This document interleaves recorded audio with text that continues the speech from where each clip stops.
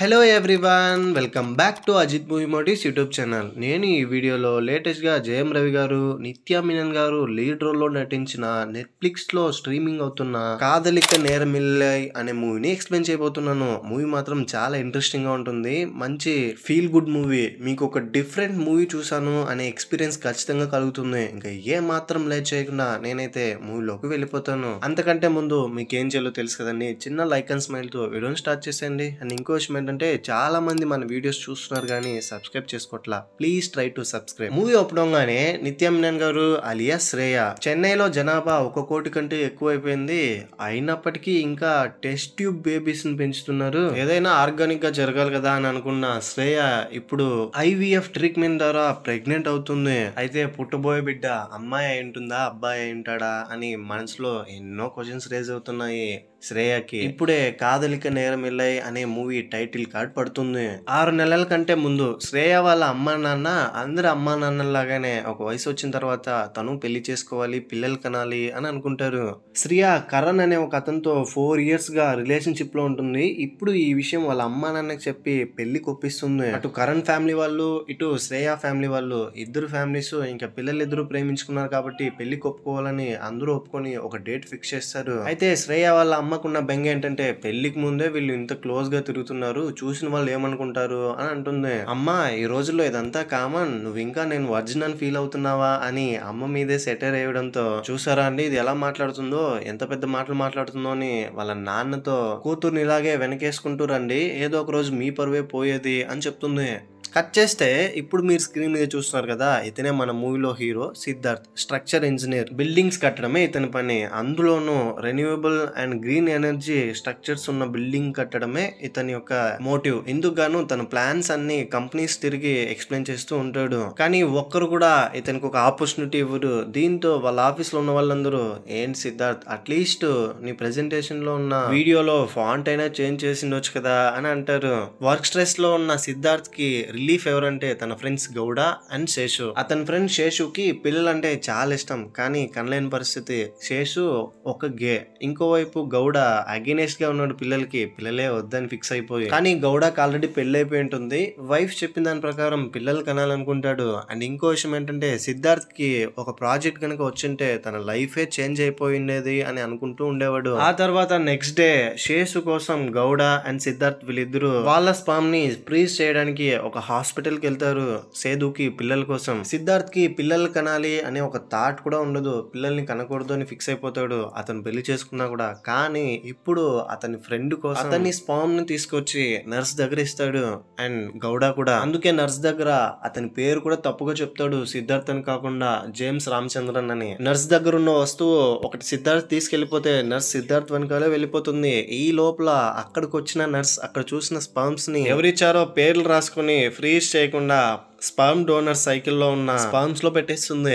ఆ తర్వాత వీళ్ళు ముగ్గురు కలిసి సిద్ధార్థ్ గర్ల్ ఫ్రెండ్ ని కలవడానికి వెళ్తారు. సిద్ధార్థ్ గర్ల్ ఫ్రెండ్ పేరు నీరు. తను ఒక ఫ్యాషన్ షోలో పాల్గొంటూ ఉంటే వీళ్ళందరూ అక్కడికి వెళ్తారు. వీళ్ళని చూసిన తర్వాత వాళ్ళు చెప్పే మాటల ప్రకారం నీరుకు అర్థమవుతుంది వీళ్ళందరూ స్పర్మ్స్ ఇచ్చేసి వచ్చారు హాస్పిటల్లోనే. దాంతో నీరు కోపం వచ్చి, నాతో ఏం చెప్పావు నువ్వు, పిల్లలే వద్దని చెప్పావు కదా, కానీ ఇప్పుడేంటి స్పర్మ్స్ నువ్వు ఎందుకు ఇచ్చావు అంటే, అది జస్ట్ వాళ్ళ కోసం, వాళ్ళు చెప్తేనే ఇచ్చాను, కానీ ఇప్పుడు కూడా చెప్తున్నా మనకు అసలు పిల్లలే వద్దు అని చెప్తాడు నీరు దగ్గర. నీరు ఇందుకు ఫుల్ ఎమోషనల్ అయిపోతుంది. ప్రతి ఆడపిల్లలకి పిల్లలు కనాలి అనే కోరిక ఉంటుంది కదా, నీరుకి ఎక్కువగా ఉంటుంది. బాయ్ ఫ్రెండ్ సిద్ధార్థ్ ఏమో ఇందుకు ఒప్పుకోకపోవడంతో ఎప్పుడు ఈ ఇష్యూ గురించి ఫుల్ బాధపడుతూ ఉంటుంది. ఇంకోవైపు మన శ్రేయ ఏమో తను ప్రేమించిన కరణ్ ని హ్యాపీగా పెళ్లి చేసుకుంటుంది. రిజిస్టర్ మ్యారేజ్ వీళ్ళిద్దరికి. ఆ తర్వాత పెళ్ళైన నెక్స్ట్ డే శ్రేయ చేస్తున్న జాబ్ కూడా సిద్ధార్థ్ ఏదైతే చేస్తున్నాడో అదే, బిల్డింగ్ కన్స్ట్రక్షన్స్, బిల్డింగ్ చుట్టూ గార్డెన్ డిజైన్ చేయడం.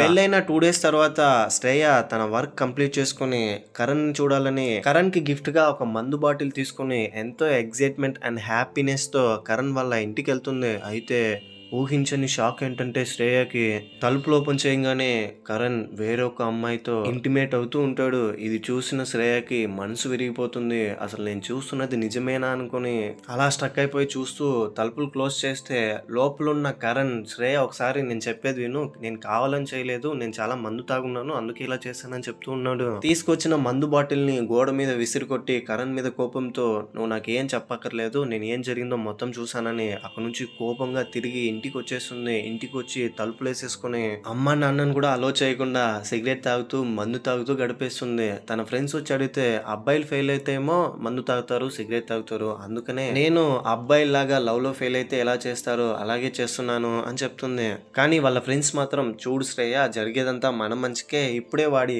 అసలు నిజ స్వరూపం నీకు తెలిసింది కాబట్టి ఓకే, లేదంటే ఇంకా నువ్వు ఎన్ని ప్రాబ్లమ్స్ ఫేస్ చేసి ఉండాలో అని చెప్పి తనని కామ్ చేస్తారు. ఇంకోవైపు సిద్ధార్థ్ తన గర్ల్ ఫ్రెండ్ నీరుతో ఎంగేజ్మెంట్ చేసుకోవాలని ఎంగేజ్మెంట్ కి అన్ని ఏర్పాట్లు చేసి ఇంకొద్దిసేపట్లో ఎంగేజ్మెంట్ అని అనుకుంటున్న సమయంలోనే నీరు ఎంగేజ్మెంట్ కి రాదు. ఎందుకంటే సిద్ధార్థ్ పెళ్ళైన తర్వాత పిల్లలు వద్దన్నాడని చెప్పి నీరు ఈ పెళ్లిని ఈ ఎంగేజ్మెంట్ ని క్యాన్సిల్ చేసుకొని ఇస్తుంది. సిద్ధార్థ్ దీంతో నీరు రాసిన లెటర్ ని చూసి చాలా బాధపడతాడు, ఫుల్ ఎమోషనల్ అయిపోతాడు. ఇటు సిద్ధార్థ్ కి హార్ట్ బ్రేక్, అటు శ్రేయకి హార్ట్ బ్రేక్ అయిపోతుంది. అయితే ఒక రోజు శ్రేయ వాళ్ళకి తెలిసిన వాళ్ళలో ఒక పాపని తీసుకొని ఒడి మీద పెట్టుకుని ఆడిస్తూ ఉంటే ఆ పాప శ్రేయ వైపు చూసి నవ్వడం, క్యూట్ గా శ్రేయ వైపు చూస్తూ నవ్వుతూ ఉంటే శ్రేయకి పిల్లల మీద ఆశ కలుగుతుంది. శ్రేయ కూడా బేబీని కనాలనుకుంటుంది. శ్రేయ తన ఫ్రెండ్ తో పెళ్లి చేసుకుంటే పిల్లలు కనాలి, పిల్లలు కనాలంటే పెళ్లి చేసుకోవాలి, ఈ రెండిటికి ఏదో లింక్ ఉంది, అదే పెళ్లి చేసుకోకుండానే పిల్లల కంటే అని స్పర్మ్ డోనర్ వల్ల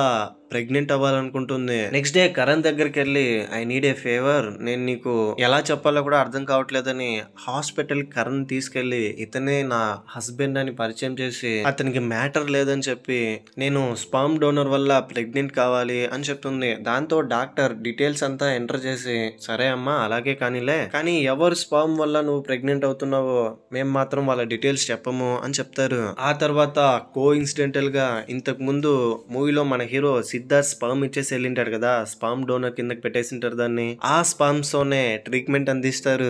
ఇంకా అప్పటి నుంచి ఇంటికి వెళ్ళిన తర్వాత శ్రేయ ప్రెగ్నెన్సీ కిట్ తీసుకుని టెస్ట్ చేసుకుంటుండే ఉంటుంది.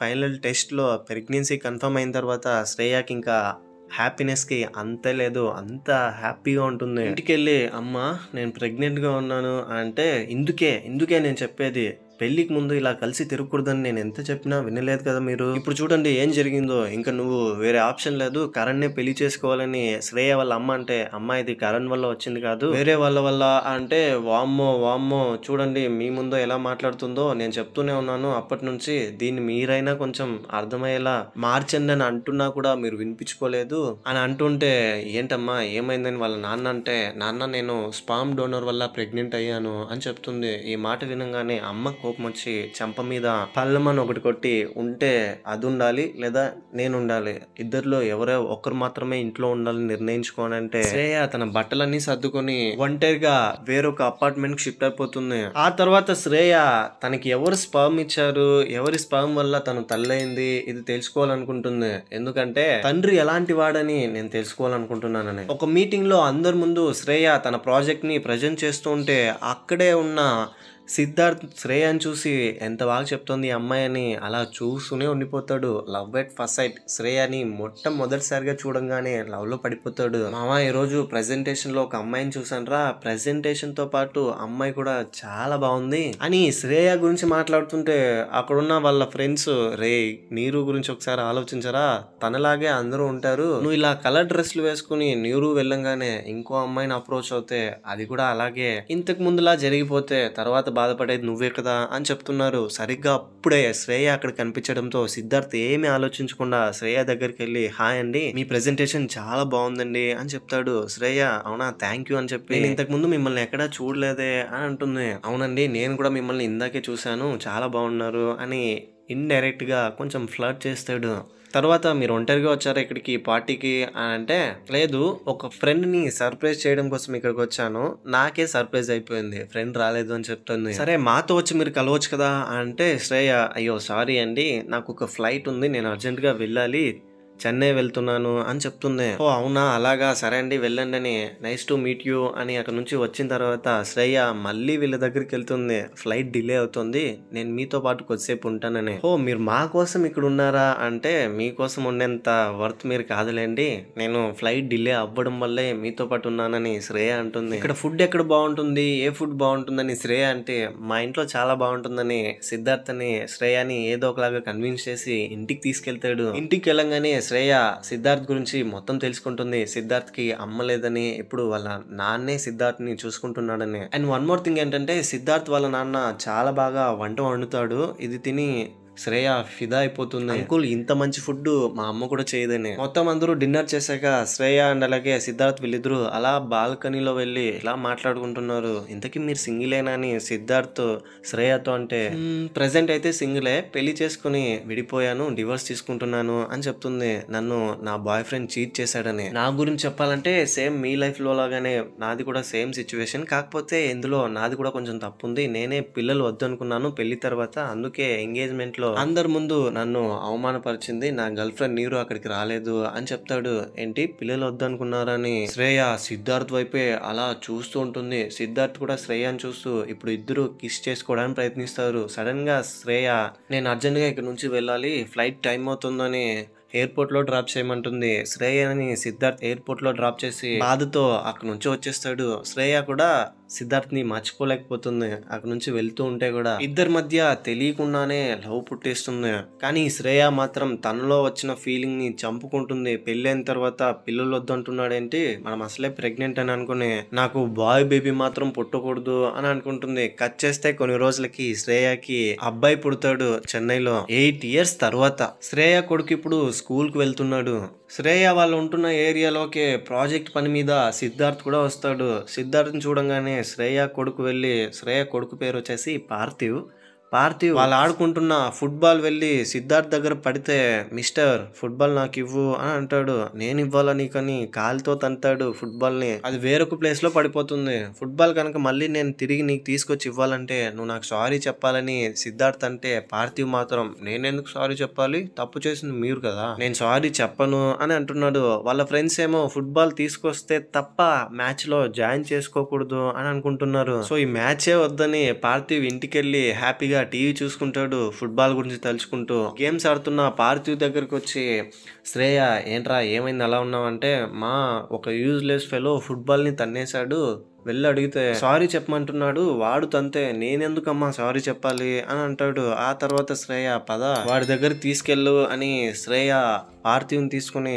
సిద్ధార్థ్ దగ్గరికి వెళ్తుంది. సిద్ధార్థ్ని చూడంగానే ఏంటి ఇక్కడ అంటే, ఒక ప్రాజెక్ట్ పని మీద వచ్చానని సిద్ధార్థ్ చెప్తాడు. 8 years తర్వాత సిద్ధార్థ్ మళ్ళీ శ్రేయని చూడడంతో చాలా హ్యాపీగా ఫీల్ అవుతాడు. సిద్ధార్థ్కి కొంచెం బాధ, ఎందుకంటే శ్రేయకి ఆల్రెడీ పెళ్ళైపోయి ఒక కొడుకు పుట్టేశాడని. నెక్స్ట్ డే శ్రేయ ఆఫీస్కి వెళ్తే వాళ్ళ ఆఫీస్ ప్రెజెంటేషన్ లో ఆపోజిట్ లో సిద్ధార్థే ఉంటాడు. ఇప్పుడు కూడా సిద్ధార్థ్ని చూసి చాలా హ్యాపీగా ఫీల్ అవుతుంది. ఏంటిది కో ఇన్సిడెంట్ గా ఇలా మనం కలుస్తున్నామని. సో ఇప్పుడు ఈ ప్రాజెక్ట్ లో నువ్వు నా కాంపిటీటర్ అయిపోయావు, చూద్దాం ఎవరికి ప్రాజెక్ట్ వస్తుందో అని చెప్తుంది. పార్టీ స్కూల్లో హెడ్ మాస్టర్ శ్రేయాని స్కూల్కి పిలిపించి, చూడమ్మా మీ వాడు ఎక్కువ గొడవ చేస్తున్నాడు, ఒక పిల్లాన్ని కొట్టాడు రక్తం వచ్చేలా అంటే, సార్ వాడు అసలు గొడవ పెట్టుకునే రకమే కాదు అని అంటే, వాళ్ళ ఫ్రెండ్స్ అంతా జరిగిందంతా చెప్తారు. యాక్చువల్గా ఈ గొడవ కారణం ఏంటంటే, పార్థివ్ ఎప్పుడు చూసినా శ్రేయని అమ్మ నాన్న ఎక్కడా అని అడుగుతూ ఉంటాడు. మిగతా ఫ్రెండ్స్ అందరూ అరే వీడికి నాన్నే లేదురా, వీళ్ళ నాన్న అడిగితే వీళ్ళ నాన్న ఒక సోల్జర్ అని అబద్ధం చెప్తున్నాడు, కాల్పుల్లో చనిపోయాడని, వీడొక టెస్ట్ ట్యూబ్ బేబీరా అని మొత్తం అందరూ గేలి చేస్తారు. దీంతో పార్థివ్ కోపం వచ్చి అతన్ని ఎవరైతే అవమానిస్తారో వాళ్ళని పట్టుకుని కొట్టేస్తాడు. ఇప్పుడు కూడా ఇలా ఒక పిల్లాడు చెప్తే వాడిని కొట్టేసింటాడు. అందుకే హెడ్ మాస్టర్ శ్రేయని పిలిపించి, మీ పిల్లాన్ని జాగ్రత్తగా చూసుకోండి, బుద్ధి చెప్పండి, ఇంకోసారి ఇది రిపీట్ అవ్వకూడదు అని చెప్తాడు. ఇంటికి తీసుకెళ్లి శ్రేయ పార్థివ్తో, చూడు పార్థివ్, నువ్వు ఎవ్వరు మీ నాన్న ఎవరు అని అడిగినా కూడా నువ్వు పెద్దగా సీరియస్ గా తీసుకోకు, ఎందుకంటే నువ్వు ఒక టెస్ట్ ట్యూబ్ బేబీనే. టెస్ట్ ట్యూబ్ బేబీస్ అంటే ఎవరో తెలుసా, సూపర్ మ్యాన్, ఐరన్ మ్యాన్, ఇలా వాళ్ళు కూడా టెస్ట్ ట్యూబ్ బేబీసే. నీకు కూడా సూపర్ పవర్స్ వస్తాయి ఫ్యూచర్ లో. చెప్పేది నిజమా అమ్మా, నాకు కూడా సూపర్ పవర్స్ వస్తాయా, అయితే నేను ఇంకెవరిని అలా కొట్టనమ్మా అని పార్థివ్ అంటాడు శ్రేయతో. కానీ ఆపోజిట్ ప్లాట్ లో ఉన్న సిద్ధార్థ్ మీద మాత్రం పార్థివ్ కి కోపం తగ్గదు. లిఫ్ట్ లో పార్థివ్ ని ఏడిపిస్తూ ఉంటాడు. కానీ పార్థివ్ మాత్రం శ్రేయ కొడుకు అని తెలుసుకుని అతనితో పాజిటివ్ గా రియాక్ట్ అవుతాడు. అయితే సడన్ గా ఒక రోజు పార్థివ్ మిస్ అయిపోతాడు. చుట్టుపక్కల మొత్తం వెతికినా కనిపించడు. దాంతో శ్రేయ కంగారు పడి సిద్ధార్థ్ దగ్గరికి వెళ్ళి పార్థివ్ కనిపించట్లేదు అంటే సిద్ధార్థ్ కంగారు పడుకు ఎక్కడా వెళ్ళిండట్లే అని చెప్పి ఆ ఏరియాలో ఉన్న పోలీసులకు ఫోన్ చేసి ఇన్ఫార్మ్ చేస్తాడు. ఆ తర్వాత పోలీసులతో పాటు వెళ్ళి అతన్ని వెతికితే పార్థివ్ రైల్వే స్టేషన్ లో ఉంటాడు, బెంగళూరు వెళ్లే ట్రైన్ దగ్గర. దీంతో పార్థివ్ అక్కడ నుంచి తీసుకొచ్చి శ్రేయ దగ్గర వదులుతాడు సిద్ధార్థ్. శ్రేయ ఎమోషనల్ అయ్యి ఏడుస్తూ ఎందుకురా నువ్వు అక్కడికి వెళ్ళావు అంటే, అమ్మా నువ్వే కదా ఎప్పుడు చూసినా నువ్వు బెంగళూరులో మా నాన్న ఉన్నాడని చెప్తూ ఉంటావు, అందుకే నేను అక్కడికి వెళ్ళాను అని అంటాడు. దీంతో పార్థివ్ సిచ్యువేషన్ అర్థం చేసుకున్న సిద్ధార్థ్ నెక్స్ట్ డే నుంచి పార్థివ్ తో ఫ్రెండ్లీగా ఉంటాడు. ఫుట్బాల్ కూడా నేర్పిస్తాడు, ఎలా ఆడాలి అండ్ అందరితో ఎలా మాట్లాడాలి, అమ్మకి ఎలా హెల్ప్ఫుల్ గా ఉండాలి ఇదంతా నేర్పిస్తున్నాడు. పార్థివ్ సిద్ధార్థ్ తో మెల్లమెల్లగా జెల్ అయిపోతున్నాడు. వన్ వర్డ్ లో చెప్పాలంటే సిద్ధార్థ్ వచ్చిన తర్వాత పార్థివ్ వాళ్ళ అమ్మని అమ్మ నాన్న ఎక్కడా అని అడగడం మానేస్తాడు. పార్థివ్ ని నేను ఇలా చూడడం నాకు చాలా హ్యాపీగా ఉంది. 8 సంవత్సరాలకు ముందు నేను ఒక స్పర్మ్ డోనర్ వల్ల ప్రెగ్నెంట్ అయి పార్థివ్ ని కన్నాను, నాకు పెళ్లి అవ్వలేదు, ఎందుకో నీతో చెప్పాలనిపించిందని శ్రేయ జరిగిందంతా సిద్ధార్థ్ తో చెప్తుంది హ్యాపీగా ఫీల్ అవుతూ. పార్థివ్ ఇప్పుడు చాలా హ్యాపీగా ఆడుకుంటున్నాడు, నాకు ఇదే చాలని. శ్రేయ ఒక ప్రాజెక్ట్ పని మీద బెంగళూరు వెళ్లాల్సి వస్తుంది. సడన్ గా తన ఫ్రెండ్ కి జ్వరం రావడంతో సిద్ధార్థ్ తో పాటు వెళ్తారు శ్రేయ అండ్ అలాగే పార్థివ్ వీళ్ళిద్దరు. ఆ తర్వాత సిద్ధార్థ్ వాళ్ళ ఇంటికి వెళ్తారు. ఇంట్లో వెళ్లి సిద్ధార్థ్ వాళ్ళ నాన్నతో కబుర్లు చెప్తూ డిన్నర్ చేసిన తర్వాత సిద్ధార్థ్ శ్రేయతో కలిసి టైం స్పెండ్ చేస్తూ ఉంటాడు. అదే సమయంలోనే సిద్ధార్థ్ ఫ్రెండ్ గౌడ నీరుని అక్కడికి తీసుకొస్తాడు. అరే నేనేం చేయనురా, నువ్వు సింగిల్ గా ఉన్నావు, నీరు కూడా సింగిల్ గానే ఉంది, మిమ్మల్ని ఇద్దరిని కలిపితే మీరు హ్యాపీగా ఉంటారనే నేను నీరుని ఇక్కడ తీసుకొచ్చాను, నీరుకి ఇంకా నీ మీద ప్రేమ పోలేదు, నిన్నే లవ్ చేయాలనుకుంటుందని. పెళ్లికి కూడా ఇప్పుడు నీరు ఓకే చెప్తుందని చెప్తే రే ఎలాంటి టైంలో తీసుకొచ్చావురా అని అంటాడు సిద్ధార్థ్. లోపల శ్రేయ ఉన్నది చూసి నీరు లోపలికి వచ్చిన తర్వాత నీరుని ఫ్రెండ్ అని శ్రేయకు పరిచయం చేస్తాడు. కానీ ఇది నీరుకు నచ్చదు. ఏంటి సిద్ధార్థ్ నువ్వు కనీసం ఎక్స్ గర్ల్ ఫ్రెండ్ అని చెప్పైనా పరిచయం చేసి ఉండొచ్చు కదా, మరీ ఫ్రెండ్ అని చెప్తున్నావేంటి అని అంటుంది. నేను నిన్ను మర్చిపోలేకపోతున్నాను, మళ్ళీ నీతో కలిసి ఉండడానికి ఇక్కడికి వచ్చానని నీరు చెప్తుంది సిద్ధార్థ్తో. కానీ సిద్ధార్థ్ మాత్రం నీరు ఇప్పుడు అనవసరంగా ఎందుకు వచ్చిందా అని అంటుంది. పైకి ఏమనలేక ఫేస్ మాత్రం నవ్వుతూ పెడతాడు. నీరు అనలేక సిద్ధార్థ్ మేమిద్దరం ఒకే రూమ్ లో ఉంటామని శ్రేయకి చెప్పడంతో శ్రేయ లైట్ గా పొజిటివ్ గా ఫీల్ అవుతుంది. ఇద్దరు రూమ్ లోపలికి వచ్చిన తర్వాత నీరు సిద్ధార్థ్ ని గట్టిగా చేసుకుంటుంది. మనం ఇదివరకు లాగే ఉందామని సిద్ధుని అప్రోచ్ చేయడానికి ప్రయత్నిస్తూ ఉంటే సరిగ్గా అప్పుడే ఏదో బ్యాగ్ మర్చిపోయానని శ్రేయ లోపలికి వచ్చి డోర్ ఓపెన్ చేస్తుంది. సడన్ గా వీళ్ళిద్దరు హగ్ చేసుకుండడం చూసి అయ్యో సారీ అండి నేను నా బ్యాగ్ మర్చిపోయాను అని కొంచెం సాడ్ గా ఫీల్ అవుతూ అక్కడి నుంచి వెళ్ళిపోతుంది. ఇదంతా సిద్ధార్థ్ గమనిస్తూ ఉంటాడు. ఆ రోజు పార్థివ్ బర్త్డే ఉంటుంది. బర్త్డే పార్టీకి రావాలని చెప్పి పార్థివ్ సిద్ధార్థ్ ని ఇన్వైట్ చేసింటాడు. కానీ నీరు మాత్రం మనం ఇద్దరం ఎక్కడైనా బయటికి వెళ్దామని అంటే నేను వాళ్ళకి మాట ఇచ్చేసాను రాలేను అని సిద్ధార్థ్ అంటాడు. నాకు అర్థమైంది, నువ్వు శ్రేయాన్ని నువ్వు లవ్ చేస్తున్నావు కదా, శ్రేయ అంటే నీకు ఇష్టమని నాకు బాగా తెలుసు, ఇక్కడికి వచ్చినప్పటి నుంచి గమనించాను. కానీ నాకు అర్థం కానిది ఏంటంటే పిల్లలే వద్దనుకున్న నువ్వు ఒక పిల్లాడికి తల్లైన శ్రేయని ఎలా ఇష్టపడ్డావో నాకు ఇప్పటికీ అర్థం కావట్లేదు. ఒకసారి నిన్ను నువ్వు క్వశ్చన్ చేసుకో, నువ్వు ఎందుకు ఇష్టపడుతున్నావో నీకే రీజన్స్ తెలియాలని అక్కడి నుంచి వెళ్ళిపోతుంది నీరు బాధపడి నేను వెళ్తున్నానని. ఇంకా వెంటనే సిద్ధార్థ్ బర్త్డే పార్టీకి వెళ్ళి కేక్ కట్ చేసి పార్థివ్ ని హ్యాపీ చేస్తాడు. శ్రేయ వాళ్ళ ఫ్రెండ్ నువ్వు సైలెంట్ గా మాట్లాడకుండా సిద్ధార్థ్ నే పెళ్లి చేసుకో అంటే ఏదో అతను నన్ను పెళ్లి చేసుకో అని అడిగినట్టు అంటున్నావు, పని చూసుకో అని అంటే అరే పిచ్చిదానా, వాడు నీతో మాట్లాడే విధానం నీతో నడుచుకునే విధానం బట్టే నాకు అర్థమవుతుంది నువ్వంటే వాడికి చాలా ఇష్టమే అని చెప్తుంది. సిద్ధార్థ్ శ్రేయ దగ్గరకు వచ్చి నేను నీ రూమ్ యూజ్ చేసుకున్నా, ఈ కాస్ట్యూమ్ ఎలా విప్పాలో కూడా నాకు అర్థం కావట్లేదని శ్రేయ రూమ్ లోపల వెళ్ళి ఆ కాస్ట్యూమ్ విప్పుతూ ఉంటే ల్యాప్టాప్ కనిపిస్తుంది. ల్యాప్టాప్ లో కొన్ని ఫైల్స్ కనిపిస్తే దాన్ని చూస్తూ ఉంటాడు. సరిగ్గా అప్పుడే రూమ్ లోపలికి శ్రేయ రావడంతో హో ఇందుకేనా నువ్వు నా కొడుకుతో ఫ్రెండ్లీగా ప్రేమగా ఉన్నావు, నాకు అర్థమైంది, ఎలాగైనా ఈ ప్రాజెక్ట్ నీకే రావాలని నా ఫైల్స్ అన్ని చూస్తున్నావా అని, దయచేసి ఇక నుంచి వెళ్ళిపో అంటే సిద్ధార్థ్ కి ఏం అర్థం కాదు, నేను చెప్పేది ఒకసారి విను అంటున్నా కూడా శ్రేయ కోపడుతుంది. సైలెంట్ గా బాధతో ఏం మాట్లాడకుండా అక్కడి నుంచి వచ్చేస్తాడు. దీంతో సిద్ధార్థ్ నెక్స్ట్ డే ఆఫీస్ లోకి వెళ్ళి నేను ఈ జాబ్ వదిలేస్తున్నానని ఏకంగా జాబ్ రిజైన్ చేస్తాడు. సడన్ గా మళ్ళీ పార్థివ్ కనిపించకుండా పోతాడు. పార్థివ్ కనిపించకపోవడంతో మళ్ళీ కంగారు పడుతుంది. మిస్ అయిన పార్థివ్ ని కనిపెట్టడం కోసం ఇంతకు ముందు అతన్ని కనిపెట్టిన పోలీస్ ఆఫీసర్ ని ఇంట్లోకి పిలిపించి చెప్తూ ఉంటే శ్రేయ వాళ్ళ అమ్మ ఇంటికి వచ్చి శ్రేయని గట్టిగా హగ్ చేసుకుని ఐఎమ్ సారీ అమ్మ, నేనే నిన్ను ఇన్ని రోజులు దూరం పెట్టాను, నిన్ను సరిగా అర్థం చేసుకోలేదు అని అంటుంది. ఇంట్లో ఉన్న పోలీస్ ఏమో మళ్ళీ పార్థివ్ మిస్ అయ్యాడా, అసలు ఎలా మిస్ అవుతున్నాడు, ఎక్కడికి వెళ్ళాడు అని అంటూ ఉంటే సరిగ్గా అప్పుడే ఒక ఫోన్ కాల్ వస్తుంది. పార్థివ్ ఎక్కడికి వెళ్ళలేదు. సిద్ధార్థ్ అక్కడికి రాకపోవడంతో సిద్ధార్థ్ ని మిస్ అయ్యి సిద్ధార్థ్ ని చూడడం కోసం సిద్ధార్థ్ దగ్గరికి వెళ్ళాడు అని తెలుస్తుంది ఫోన్ కాల్ ద్వారా. ఆ తర్వాత పార్థివ్ ని సిద్ధార్థ్ తీసుకొచ్చి శ్రేయకు అప్పగిస్తాడు. సిద్ధార్థ్ వాళ్ళ స్కూల్లో ఫుట్బాల్ గేమ్ ఆడుతుంటే అందులో పార్టిసిపేట్ చేస్తాడు. సిద్ధార్థ్ జాబ్ వదిలేశాడని శ్రేయ బాధపడుతూ అనవసరంగా నేను మిస్అండర్స్టాండింగ్ చేసుకున్నాను, ఐఎమ్ సారీ అని అంటే సిద్ధార్థ్ ఇట్స్ ఓకే, నేను నా లైఫ్ లో ఏదైతే కోల్పోయానో నీ ద్వారా పార్థివ్ ద్వారా నాకు దొరికింది. నేనే ఓన్ గా ఇప్పుడు ఒక బిజినెస్ స్టార్ట్ చేస్తాను. నా మీద నాకు ఒక నమ్మకం వచ్చింది. నేను జాబ్ వదిలేయడానికి ఎన్నేళ్ళు పట్టింది, అది కూడా మీ వల్లే. నువ్వు లేకుండా పార్థివ్ లేకుండా నేను ఇంకా ఉండలేను, ఐ లవ్ యూ అని శ్రేయకి ప్రపోజ్ చేస్తాడు. శ్రేయ కూడా పాజిటివ్ గా రియాక్ట్ అయ్యి చిన్న స్మైల్ ఇచ్చి సిద్ధార్థ్ భుజం మీద పడుకుంటుంది. వీళ్ళిద్దరికి ఫస్ట్ మీటింగ్ లోనే ప్రేమ పుడుతుంది, కానీ ఒకరితో ఒకరు చెప్పుకోరు. తర్వాత సిద్ధార్థ్ ఫ్రెండ్ శేషు పెళ్లి చేసుకుంటాడు ఇంకొకరిని. అతను ఒక గే అంటాడు కదా. పెళ్లిలో శేషు సిద్ధార్థ్ దగ్గర రే మన స్పర్మ్స్ ని మిస్ప్లేస్ చేసిందంట ఆ నర్సు అని చెప్తాడు. రే ఏంట్రా ఇలా కూడా చేస్తారని సిద్ధార్థ్ అంటే అక్కడికి గౌడ వచ్చి ఆ నర్సు చేస్తుందిలే, అయినా నువ్వు అక్కడ నుంచి పెన్ డ్రైవ్ తీసుకొచ్చేసావు కదా అని అంటాడు. పెన్ డ్రైవ్ ఎందుకంటే స్పర్మ్స్ కలెక్ట్ చేసుకునేటప్పుడు అందరికి ఒక్కొక్క పెన్ డ్రైవ్ ఇచ్చి ఆ పెన్ డ్రైవ్ లో ఉన్న వీడియోస్ ని చూసి స్పర్మ్స్ తీసుకురమ్మంటారు. ఐ హోప్ మీకు అర్థమైంది అనుకుంటున్నాను. తర్వాత ఆల్వేస్ అందరూ హ్యాపీ. శ్రేయ సిద్ధార్థ్ తో కలిసి హ్యాపీగా ఉంటుంది. సిద్ధార్థ్ శ్రేయతో నీకు పెళ్లి చేసుకోవాలని ఉందా అంటే లేదు అని చెప్తుంది. అప్పటి నుంచి వీళ్ళు పెళ్లి చేసుకోకుండానే పార్థివ్ కు మంచి తల్లిదండ్రులుగా ఉంటారు. వాళ్ళకి ఎప్పుడు ఇష్టం వస్తుందో అప్పుడే పెళ్లి చేసుకుంటారు. ఇంతటితో ఈ మూవీ కూడా ఎండ్ అయిపోతుంది. ఈ మూవీపై మీ ఒపీనియన్ ని, నా ఎక్స్ప్లెనేషన్ మీకు ఎలా అనిపించింది అనే దాన్ని ఏదో ఒకటి కింద కమెంట్ బాక్స్ లో నాతో తప్పకుండా షేర్ చేసుకోండి. అండ్ ఇలాంటి కైండ్ ఆఫ్ మరిన్ని మూవీ ఎక్స్ప్లెనేషన్ వీడియోస్ కోసం మన ఛానల్ ని సబ్స్క్రైబ్ చేసి బెల్ ఐకాన్ క్లిక్ చేసి ఇంకో ఇలాంటి ఇంట్రెస్టింగ్ మూవీతో మీ ముందు ఉంటాను. అంతవరకు సేఫ్ గా ఉండండి, నవ్వుతూ ఉండండి, నవ్విస్తూ ఉండండి. Thank you. జై హింద్.